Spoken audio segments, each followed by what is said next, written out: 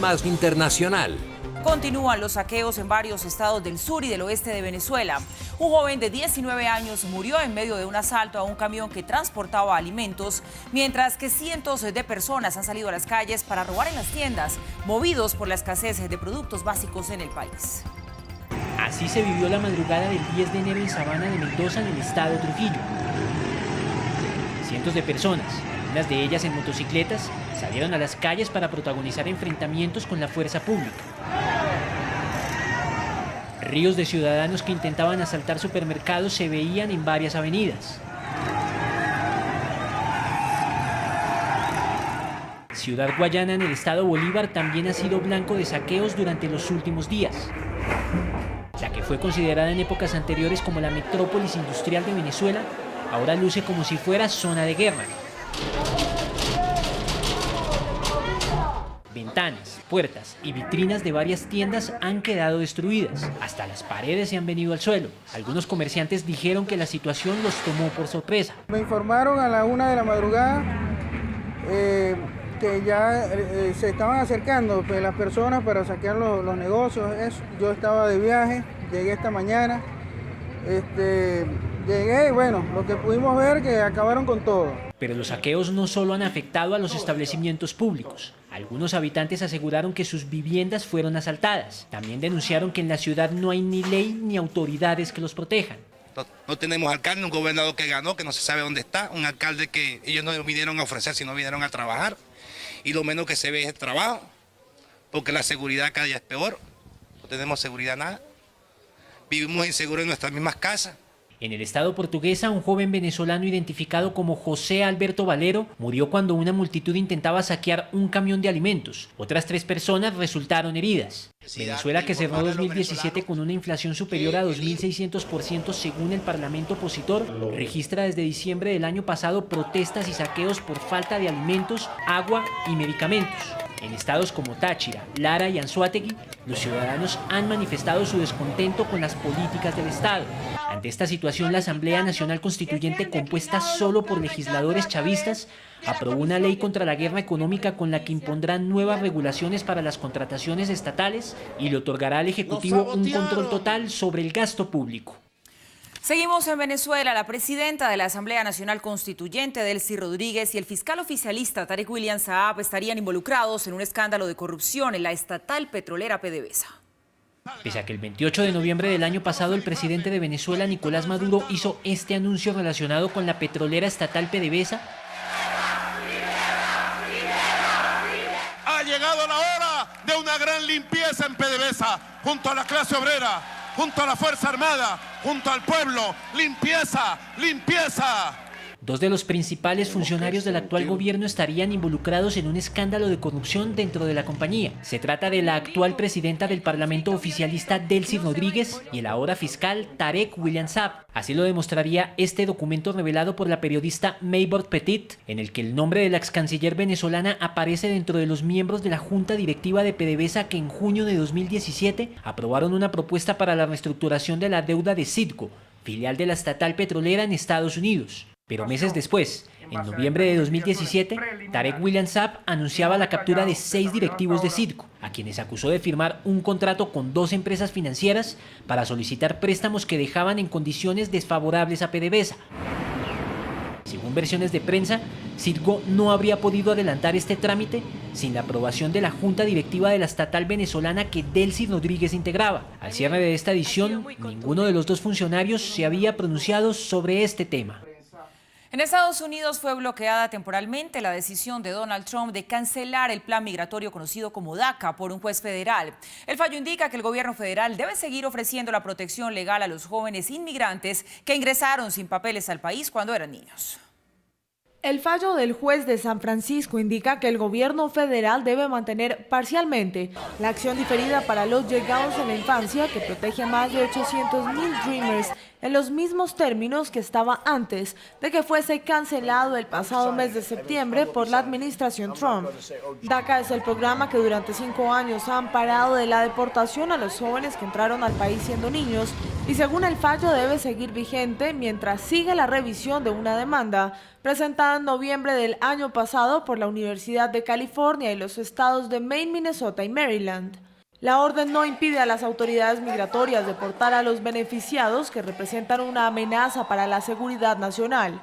La medida de la cancelación del programa por Trump fue calificada por el juez como arbitraria y caprichosa y pide mantener el programa DACA a nivel nacional para todos los beneficiarios, a excepción de quienes presentaron aplicaciones nuevas y que nunca habían recibido el beneficio, es decir, a quienes ya estaban inscritos en el programa previamente y no a los nuevos solicitantes. El 15 de junio de 2012, durante la administración Obama, fue anunciado el programa migratorio. La Casa Blanca aseguró que el entonces presidente había tomado la medida ante la que llamó inacción del Congreso de la Unión Americana para legalizar una gran cantidad de la mayoría de 11 millones de personas indocumentadas en Estados Unidos.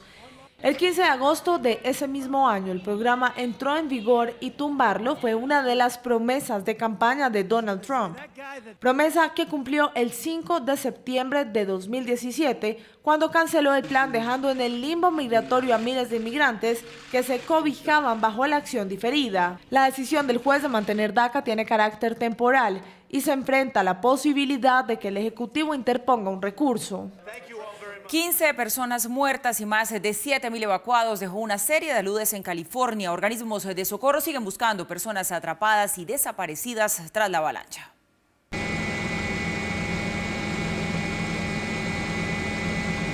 Este era el panorama en California, en el distrito de Montecito, a 134 kilómetros al noroeste de Los Ángeles.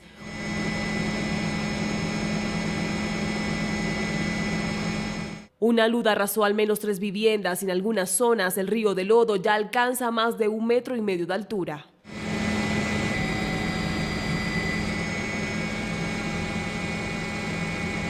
Más de 7.000 personas fueron evacuadas y 20.000 se quedaron sin servicio eléctrico. Las lluvias obligaron a cerrar carreteras y autopistas en medio de los rescates, donde participan más de 500 bomberos. Así fue el rescate de un grupo de socorristas que trasladó a una familia completa desde el techo de su casa en Santa Bárbara hasta una zona segura. En video quedó también registrado el rescate de una joven de 14 años cubierta de barro que quedó atrapada en su casa y hallada por uno de los perros de rescate. Es que los incendios de diciembre arrasaron una gran parte de la vegetación de la zona, ocasionando los deslizamientos de tierra e inundaciones. Las brigadas de rescate trabajan sin parar en busca de los desaparecidos. Más de 23.000 personas han salido voluntariamente de sus hogares hasta que se detenga la emergencia.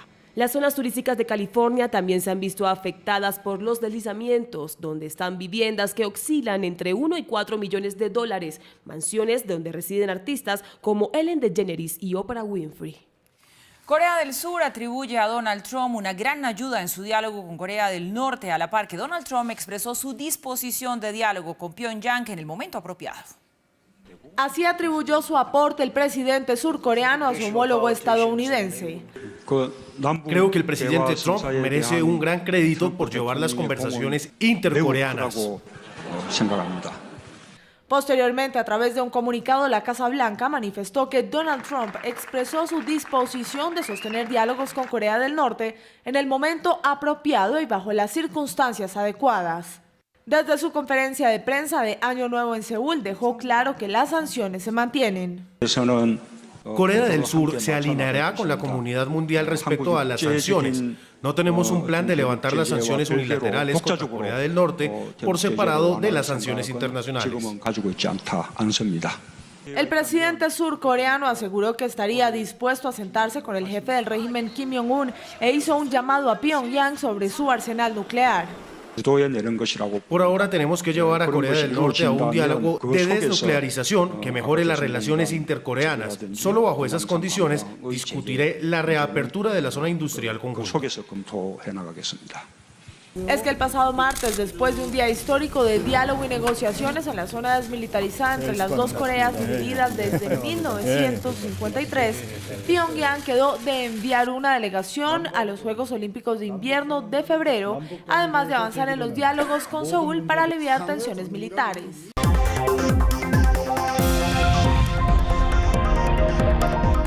Regresamos y atentos a lo que viene. Una increíble historia se conoció este miércoles. El Nuevo Herald explicó cómo un estafador colombiano se hacía pasar por un príncipe saudita en busca de negocios multimillonarios en los Estados Unidos y ahora afrontaría una sentencia máxima de 10 años de prisión. Este es Anthony Ginac, un estafador que vestía trajes de lujo, conducía un Ferrari con placa diplomática y no tenía pena de proclamar frente a la gente que supuestamente era el príncipe Bandar bin Khalid Al Saud, un hombre de negocios y miembro de la Casa de Saud, la dinastía de la familia real de Arabia Saudita.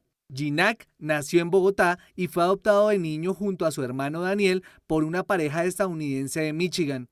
Ginac venía realizando estafas en Estados Unidos desde la década de los 90, cuando haciéndose pasar por el supuesto príncipe, se hospedaba en el Hotel Grand Bay de Coconut Grove, donde solían quedarse celebridades como Michael Jackson, Elizabeth Taylor, Prince y Sofía Loren. Además, estafó a varias empresas por $10.000 y llegó a engañar a agentes de American Express. El jurado de Florida a finales del año pasado emitió una orden de arresto y fue detenido en Nueva York el 20 de noviembre de 2017.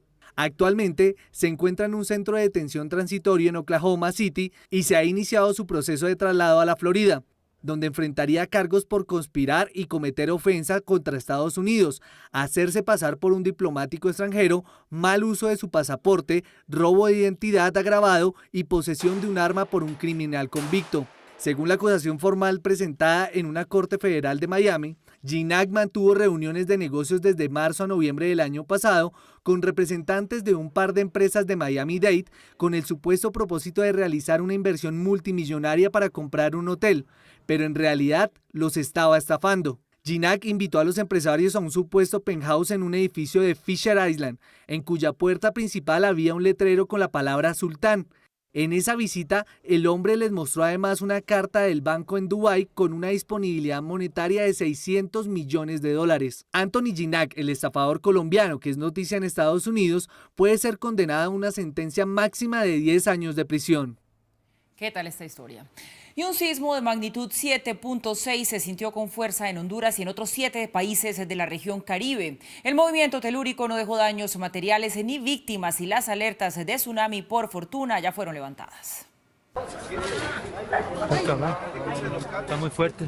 El sismo ocurrido durante la noche del 9 de enero tuvo lugar a 44 kilómetros del archipiélago Islas del Cisne y se sintió con fuerza principalmente en el norte de Honduras. El presidente Juan Orlando Hernández anunció en su cuenta en Twitter la activación del sistema de emergencias y pidió calma a los habitantes del país centroamericano.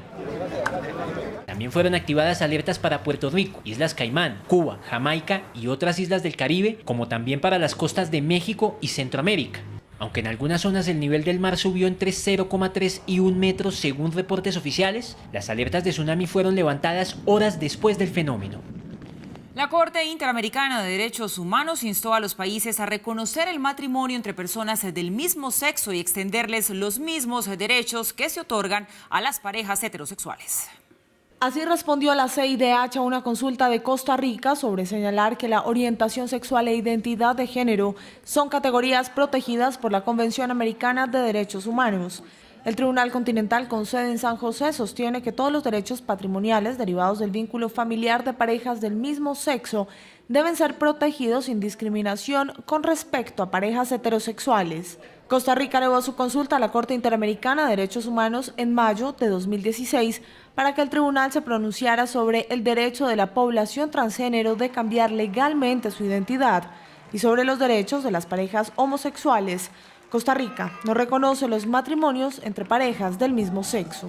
Hablamos también de noticias de la economía en el mundo. Brasil cerró 2017 con una inflación del 2,95%, lo que significó el menor incremento de precios en este país desde 1998. Así lo informó el Instituto Brasileño de Geografía y Estadística, adscrito a la administración del presidente Michel Temer. De esta manera, y después de casi 2 décadas, el alza en los precios se situó por debajo de las expectativas del gobierno, las cuales habían fijado la inflación del año pasado en 4,5%. Se reanuda la búsqueda del avión de Malaysia Airlines que desapareció con sus 239 pasajeros a bordo en la ruta de Kuala Lumpur a Beijing, esto en marzo de 2014. Malasia firmó un acuerdo con una empresa de exploración de fondos marinos de Estados Unidos para encontrar el avión desaparecido en una nueva área de búsqueda en el Océano Índico. Basado en el acuerdo, Ocean Infinity realizará una operación de búsqueda para localizar el vuelo MH370 en un área de búsqueda de 25.000 kilómetros cuadrados en el Océano Índico Sur. El acuerdo estipula que solo si la compañía logra encontrar el avión, cobrará $70 millones.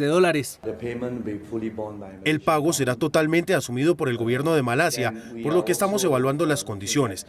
Lo más importante es que deben encontrar el campo de desechos, lo que significa no solo un pedazo de restos, tiene que ser el avión, la aeronave y o el registrador de vuelo. Ocean Infinity, la empresa que buscará los restos del avión o la caja negra, explicó que se desplegarán 8 vehículos subacuáticos autónomos para la operación.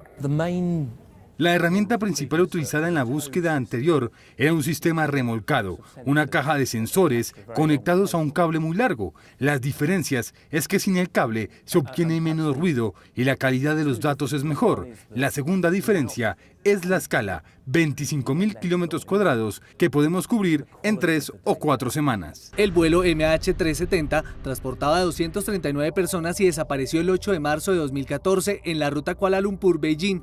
Desde ese momento se desplegaron operaciones de búsqueda de países como Australia, China, Vietnam y Malasia.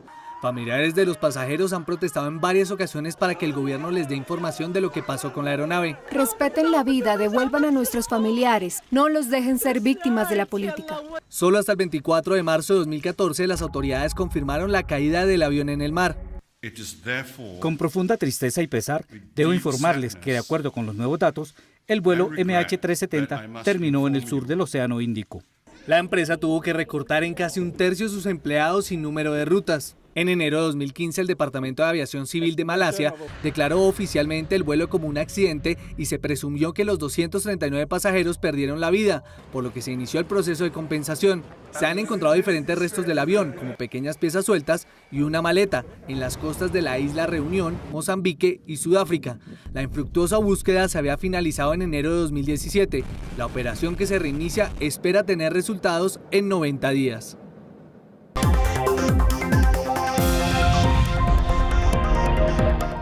Vamos ahora para Europa. Mientras el frío sigue golpeando este continente, avanza el rescate de más de 13.000 alpinistas en Suiza. En helicóptero, el complejo alpino suizo de Zermatt ha trasladado a algunos de sus huéspedes después de que una fuerte nevada aumentara el peligro de avalanchas en el lugar, lo que ha generado corte de electricidad y cierre en senderos, teleféricos, carreteras y el servicio de trenes. Hemos sido aislados del resto del mundo por los enlaces ferroviarios y por carreteras cerradas. Nadie ha podido irse o llegar. Zermatt hizo el puente aéreo adecuado ayer para que las personas de emergencia pudieran entrar o salir. Hemos estado atrapados aquí por 48 horas. Cámaras web pertenecientes a una empresa que se especializa en la creación de equipos de monitoreo de peligros naturales capturaron el momento en que ocurrió una avalancha en el complejo suizo. En uno de los videos se ve a un hombre alejarse con calma del camino de la nieve. Autoridades explicaron que gracias a su sistema de monitoreo de avalanchas, las carreteras del área se cerraron y no hubo heridos. No se conocen cifras de cuántas personas de las 13.000 que quedaron atrapadas en Zermatt han sido trasladadas. Aquellas que no han podido ser retiradas del lugar en aeronaves deben caminar unos 5 kilómetros al pie del pico Matterhorn, donde se ha dispuesto algunos autobuses que los trasladan al punto en el que la carretera se encuentra abierta. Con un supuesto pacto entre partidos independentistas catalanes, se habría acordado investir nuevamente al presidente catalán cesado por el gobierno español, Carles Puigdemont.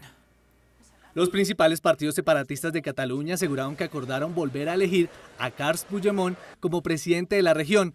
aunque todavía no se conoce cómo se realizará debido a que se encuentra evadido de las autoridades y residiendo en Bruselas. Se ha conocido que se buscaría nombrarlo de manera virtual. El Partido contra la Independencia de Cataluña criticó la propuesta. No se puede ser presidente de la Generalitat de Cataluña desde Bélgica, huido de la justicia y con graves cargos a tus espaldas, y mucho menos hacer una investidura a través de Skype o de holograma. En las calles las opiniones de los catalanes se dividen. Continúa siendo nuestro presidente. A mí tanto me da que lo investan aquí como una otra banda.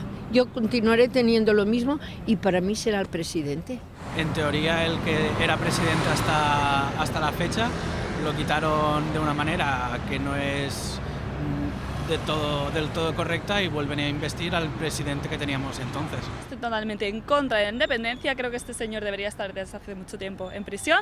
Puigdemont, quien quiere que la mayoría separatista en el nuevo Parlamento regional lo nombre, a pesar de su ausencia, enfrenta un arresto inmediato si regresa a Cataluña. Las regulaciones de la Asamblea catalana son ambiguas sobre la posibilidad de un nombramiento virtual. La oposición anti-independencia dice que un presidente no puede gobernar desde lejos. China confirmó a Francia la adquisición de 184 aviones Airbus A320. El presidente francés Emmanuel Macron anunció que China adquirirá 184 aviones Airbus A320 por más de 18.000 millones de dólares. El presidente Xi me ha confirmado que China mantendrá su volumen de pedidos en los próximos años y mantendrá la participación equitativa del mercado entre Airbus y Boeing. Con respecto a las confirmaciones de pedidos para 184 A320, es algo que se finalizará pronto, pero el presidente me confirmó también que tienen ambiciones en las semanas y meses por venir sobre los aviones de fuselaje ancho, los aviones A350 y A380. Francia es el hogar de uno de los mayores fabricantes de aviones del mundo y durante mucho tiempo ha sido un socio clave en la aviación de China. La empresa ha invertido en China desde 1985 y la cooperación entre los dos países no solo involucra edificios, compra de aviones, sino que también se han establecido diferentes programas educativos. El crecimiento de la educación, especialmente en esta área, es algo que definitivamente se necesita con el gran crecimiento del mercado, y habrá trabajos más calificados, así como técnicos calificados y financieros que pueden ayudar a que el mercado crezca aún más. El valor total de la cooperación industrial entre Airbus y la industria de la aviación china ha superado los $1.000 millones. Los Airbus A320 se entregarán en 2019 y 2020. Y vamos ahora con la polémica que anunciábamos antes de la pausa. Un artículo publicado por el diario Le Monde puso en tela de juicio las campañas contra el acoso sexual Time's Up y Me Too. El texto defiende la libertad para coquetear como parte indispensable en la libertad sexual. Time's Up, se acabó el tiempo, es el movimiento que se creó luego de los numerosos escándalos de acoso sexual que se desencadenaron en Hollywood, donde varias actrices acusaron al productor Harvey Weinstein por su conducta con las mujeres por más de 30 años. Esta campaña tuvo su mayor apoyo en la alfombra roja de los premios Globos de Oro, en donde los artistas vistieron de negro como protesta. En respuesta fue publicada una carta denunciando el movimiento. La actriz Catherine Deneuve y otras 99 mujeres francesas de la industria del entretenimiento expusieron en las páginas del periódico Le Monde y en un sitio web la indignación frente a las campañas que exponen en redes sociales las experiencias sexuales de hombres y mujeres sobre acoso. Aseguran que las denuncias han ido demasiado lejos. Como resultado del caso Weinstein, ha habido una conciencia legítima de la violencia sexual contra las mujeres, particularmente en el lugar de trabajo, donde algunos hombres abusan de su poder. Ella era necesaria, pero esta liberación del discurso se convierte hoy en su opuesto. Sostienen que la violación es un crimen, pero que el coqueteo y la galantería insistente no lo es. Lo señalan como actos de valentía. Dicen que el movimiento numeral Me Too ha categorizado a personas que no lo merecen como delincuentes sexuales sin darles la oportunidad de defenderse. Esta justicia ya tiene sus víctimas, hombres sancionados en el ejercicio de su profesión, obligados a renunciar, mientras que ellos solo se equivocaron al tomar una rodilla, tratar de robar un beso, hablar sobre cosas íntimas en una cena de negocios o enviar mensajes sexualmente explícitos a una mujer que no se sintió atraída por el otro. Uno de sus argumentos es que este tipo de campañas apoyan los intereses de los enemigos de la libertad sexual, al igual que a los extremistas religiosos. Defienden la libertad de coquetear y hacen un paralelo entre violación y libertad sexual en su artículo. Y miren esto, las autoridades de Paraguay cerraron una tienda que vendía muñecas denominadas como transexuales. Los productos también fueron decomisados. Estas fueron las muñecas que desataron toda una polémica entre los habitantes de Ciudad del Este, en Paraguay. Algunas personas se vieron sorprendidas porque el juguete traía incorporado lo que parece ser un órgano reproductor masculino. El establecimiento que vendía el producto fue clausurado por orden de la administración municipal ante las quejas presentadas por turistas y pobladores de la zona. Nosotros también haremos respetar en nuestra comunidad, en Ciudad del Este, por sobre todas las cosas, y en el Paraguay, si se pudiera, el 100%, lo que es la no comercialización de este tipo de productos que cambien o que tergiversen, por sobre todas las cosas, la cabeza de los niños. A pesar de la sanción impuesta, los encargados de la tienda explicaron que el producto proviene de China y que los clientes eran advertidos sobre las características del producto. La ola de frío dejó un paisaje fuera de serie en China. Así como ustedes lo van a ver, terminaron desde ramas y frutas hasta montañas en una provincia oriental en China. El frío llegó a congelarlos, haciéndolos ver como cristales. Montañas de más de 600 metros de altura quedaron cubiertas con escarcha, esto en el oeste del país. El personal limpia cuidadosamente el hielo y la nieve de los pasillos para garantizar la seguridad de los visitantes. La imagen de un niño chino de escasos recursos llegando congelado al colegio ha conmovido al mundo. Su nombre es Wang Fuman, tiene 7 años y todos los días camina más de 1 hora desde su casa hasta el colegio a temperaturas bajo cero. La imagen del niño con el pelo y las cejas cubiertos de hielo ha tocado cientos de corazones en las redes sociales. En otras fotografías se ven sus manos lastimadas por el frío. Las imágenes, por supuesto, se han hecho virales y cientos de usuarios de internet conmovidos con la historia han ofrecido para regalarle ropa de invierno. Un cocodrilo blanco dejó sorprendidos a los habitantes del norte de Australia. Lo bautizaron como Pearl o Perla. Hizo esta curiosa aparición para los turistas que jamás esperaban ver un cocodrilo de este color. Es la segunda vez que aparece. Sufre de escasez de melanina, conocida como hipomelanosis, un caso poco común en el mundo salvaje que sin duda termina convirtiéndose en todo un espectáculo de la naturaleza.